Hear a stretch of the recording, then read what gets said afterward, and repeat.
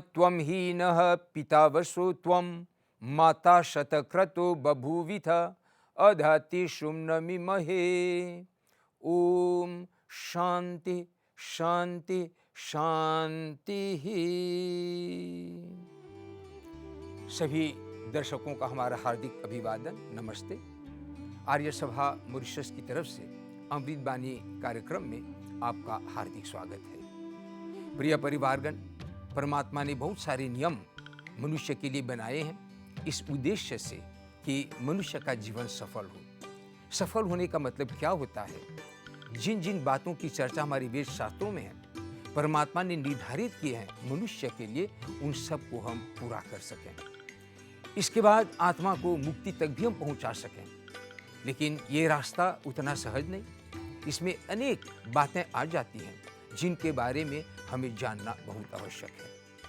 हमारे शास्त्रों के अंतर्गत यम और नियम का विधान है। 5 यम 5 नियम है। इसके साथ साथ धर्म के 10 लक्षण हैं। इन सब को पालन करते हुए मनुष्य अपने लक्ष्य तक पहुंच सकता है। प्रिय परिवारगण, इन सारी बातों को न लेकर मैं केवल इन सभी का एक ही तत्व पर जो कि थोड़ा विशेष बल दूंगा, और वो है शौच।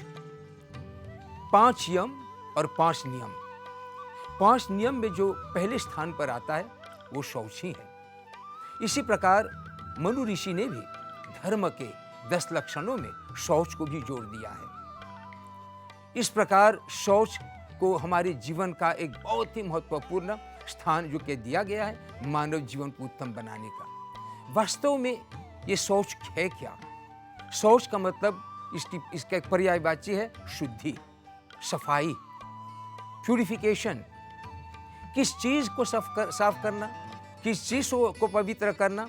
तो हमारे शरीर के साथ जो तत्व जुड़े हुए हैं मानव जीवन को आगे चलाने का, उन सब को शुद्ध रखना है। और इनके अंतर्गत 4 बातें आती हैं। इसी पर हमारे शास्त्रों ने बहुत बल दिया है। एक तो ये शरीर ही है, फिर इसके साथ आत्मा है, फिर मन है और बुद्धि। इन चारों की शुद्धि, इन चारों को पवित्र रखना अत्यंत ही आवश्यक है, अन्यथा मनुष्य जीवन आगे नहीं बढ़ सकेगा। इस विषय की हम थोड़ी सी चर्चा करेंगे तो आपको पता चल जाएगा कि जीवन का लक्ष्य इन्हीं चारों से पूर्ण होते हैं। शरीर स्वस्थ रहे तो इससे अनेक लाभ होते हैं, विशेष करके स्वास्थ्य आदि बना रहता है। लेकिन एक बात है कि शरीर समय समय पर मैले होते जाते हैं और इसको शुद्ध करना अत्यंत ही आवश्यक है। इसके लिए हम स्नान करते हैं, कपड़े बदलते हैं, ताकि हमारा शरीर जो क्या स्वस्थ रहे। प्रिय परिवारगण, ये 4 जो तत्व हैं उनमें जो मुख्य ये शरीर ही है। शरीर ही न हो तो आत्मा की बात व्यर्थ, मन की बात व्यर्थ और बुद्धि की बात व्यर्थ। बाकी ये जो 3 हैं, आत्मा, मन और बुद्धि, ये तो इसी शरीर के भीतर रहते हैं। अगर हम शरीर को स्वस्थ रखें, शरीर को साफ रखें और बाकी 3 को छोड़ दें तो आप स्वयं अंदाजा लगा सकते हैं ये शरीर क्या करेगा। कुछ भी कर नहीं सकता। इसलिए हमारे शास्त्रों के अंतर्गत इनकी शुद्धि के विशेष प्रबंध किए गए हैं, बताए गए हैं इन 4 तत्वों को किस प्रकार से शुद्ध करें। इसी बात को न जानने के कारण कई लोगों में गलतफहमी होती है। कई लोगों के विचार में ये आता है कि शुद्ध करने का काम, मैले को धोने का काम केवल जल करता है। इसे जल से ही हम इन चारों को साफ कर सकते हैं। लेकिन मैं आपको मनुस्मृति की बात बताऊंगा, जहां पर मनु ऋषि जी अध्याय 5 के 109वें श्लोक में स्पष्ट बताते हैं कि इन 4 तत्वों की शुद्धि कैसे होनी चाहिए। सबसे पहले शरीर की बात लेते हैं। शरीर भौतिक वस्तु है, मटेरियल, फिजिकल बॉडी, और इसको शुद्ध करने के लिए भौतिक वस्तु की जरूरत है, और भौतिक वस्तु जल होता है।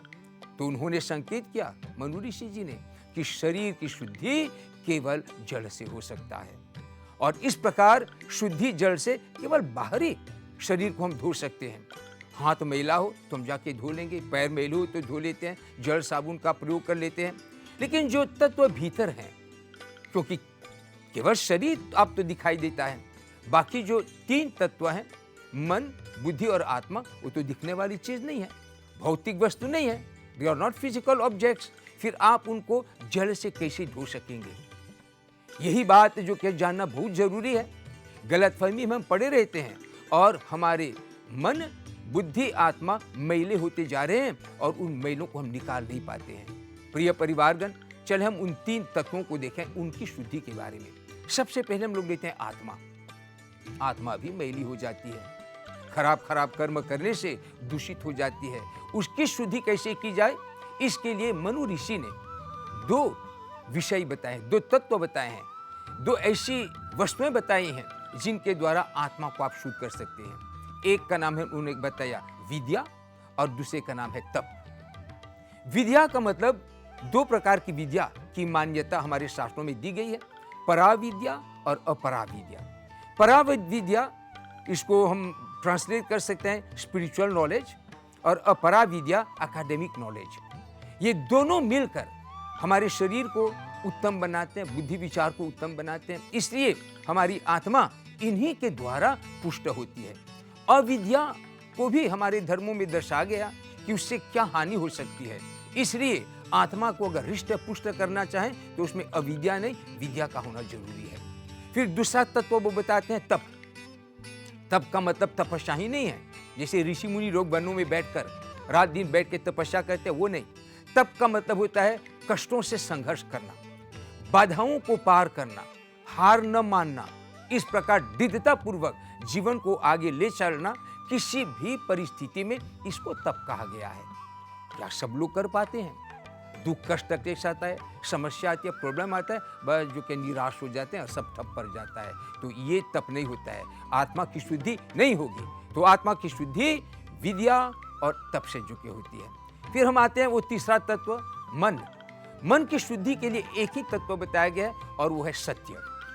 सत्याचरण, सत्य वचन, और इस प्रकार जीवन में सच्चाई को ग्रहण करना, इससे जो कि मन शुद्ध होता है। क्योंकि आप समझें, जो कुछ भी हम करते हैं, ये सारी भावनाएं, सारी बातें सबसे पहले मन में उत्पन्न होती है। अगर मन शुद्ध नहीं हो, मन पवित्र नहीं हो, तो उसमें खराब बातें भी आ सकती हैं। इसीलिए मन को शुद्ध रखना बहुत आवश्यक है और उसकी शुद्धि सत्यता से होती है। झूठ मत बोलो, मिथ्यावाणी मत बोलो, इससे जो कि मन हमेशा शुद्ध रहता है। हमारे ग्रंथों में लिखा गया है, तन में मनः शिव संकल्पमस्तु। मन में शिव संकल्प हमेशा होनी चाहिए। शिव संकल्प का मतलब होता है पवित्र भावनाएं, हमारी कामनाएं, हमारी इच्छाएं, हमारे संकल्प हमेशा शुद्ध पवित्र रहे। तो इसके लिए आदेश दिया गया है कि हम सत्यता की प्रयोग करें। फिर जो अंतिम है बुद्धि, उसको शुद्ध करने का साधन क्या बताया गया है बुद्धि का? तो वहां पर बताते हैं ज्ञान, नॉलेज, इससे जो क्या शुद्ध होते हैं। अगर सद्ज्ञान हमको प्राप्त हो, ज्ञान भी 2 प्रकार के, 2-3 प्रकार के होते हैं, या तो मिथ्या ज्ञान, गलत चीजें हम दिमाग में डालते हैं, या तो अच्छी चीजें, तो उनकी शुद्धि कहते हैं ज्ञान से, सद्ज्ञान से, एक्यूरेट एंड ट्रू नॉलेज। इससे हमारी बुद्धि जो क्या शुद्ध होती है, क्योंकि बुद्धि हमको डिक्टेट करता है, ये करो, वो करो, ऐसा करो। अगर बुद्धि बीमार हो, बुद्धि अशुद्ध हो, मैले भरे हो, तो प्रिय परिवारगण हम कुछ भी अच्छे कर्म नहीं कर सकते। तो इस प्रकार बड़ी संक्षिप्त में हम आपको बता दिया कि ये 4 तत्व, मन, आत्मा, बुद्धि और विशेष करके हमारे शरीर को किस प्रकार से शुद्ध किए जा सकते हैं। अब इनका लाभ यह होता है कि इनकी शुद्धि से जो सबसे महत्वपूर्ण चीज होती है कि आत्मा उत्कृष्ट होते हैं, परमात्मा के ज्यादा निकट पहुंचते हैं और मुक्ति का जो द्वार है वहां तक हम पहुंच सकते हैं। हमारी जीवन का लक्ष्य तो यही है, आत्मा को मुक्त कराना। तो प्रिय परिवारगण, इनमें शौच का बहुत बड़ा स्थान होता है। अगर ये 4 भाग जो हमने बताए, अगर वो मैले हों, अशुद्धियाँ उसमें पड़े हों, तो हमारा लक्ष्य कभी पूरा नहीं होगा। तो इससे हम इन बातों को ध्यान में अच्छी तरह रखें और इन्हीं के द्वारा अपने शरीर, अपने मन, बुद्धि, विचार को उत्तम बनावें। केवल संक्षिप्त में हम आपको बता दें सार रूप में कि शरीर की शुद्धि जल से, आत्मा की शुद्धि विद्या और तप से, मन की शुद्धि सत्य से और बुद्धि की शुद्धि ज्ञान से होती है। ऐसा आप करें और देखें जीवन के लक्ष्य तक आप निश्चय पहुंच जाएंगे। आपने ध्यान से सुना, आपको बहुत बहुत धन्यवाद। ओम शांति शांति शांति।